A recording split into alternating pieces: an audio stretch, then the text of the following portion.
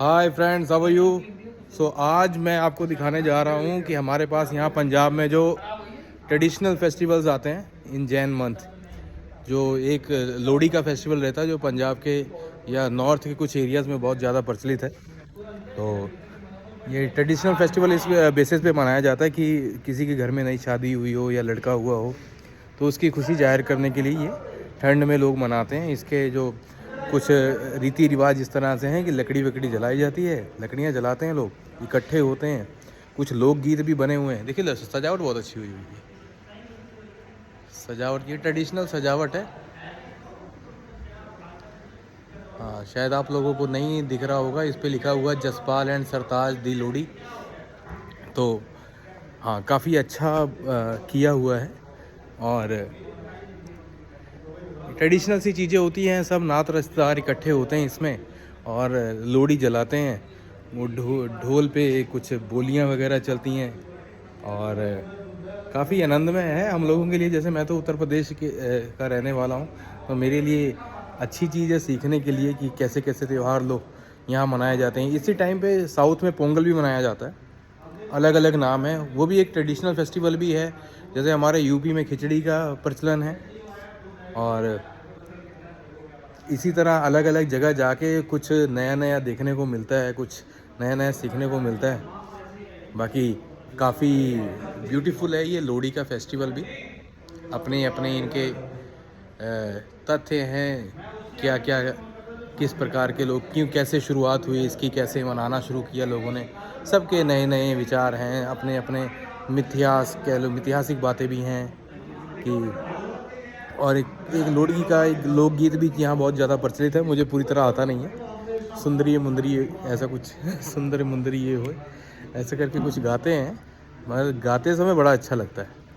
और जो सुनने में ये आ रहा है कि जब अभी तो ट्रेंड बहुत कम हो गया है, जब हम छोटे थे उस समय पे यहाँ पंजाब में लोग बच्चे इकट्ठे होते थे और बच्चे घरों घरों में जाते हैं और वही गीत गाते हैं और सब फिर वो नॉक करते हैं, डोर नॉक करेंगे और वो लोहड़ी मांगेंगे। तो सब अपने इच्छा अनुसार कुछ ना कुछ उन बच्चों को जो आते हैं उनको दे देते हैं, मूंगफली रेवड़ी जो भी वहाँ पे उन्होंने रखी होती है। ये प्रचलन धीरे धीरे वैसे कम होता जा रहा है, अब नहीं बच्चे आते हैं, मगर इन 2000 और 2010 के एरा में बहुत ज़्यादा था, when we are schoolings going on, जब हम स्कूल में थे तब। मगर अब ये धीरे धीरे कम होता जा रहा है। मगर लोगों ने ये मनाना, मैंने ये भी देखा है, मेरे पास कई बार फंक्शन ऐसे होते हैं, the family goes to, they are shifted in Australia और US, they coming back to India just because of Lohri. तो दैट्स वेरी इंटरेस्टिंग कि लोग इतनी दूर से सफ़र तय करके ये अपना फेस्टिवल मनाने आ रहे हैं। That's very good.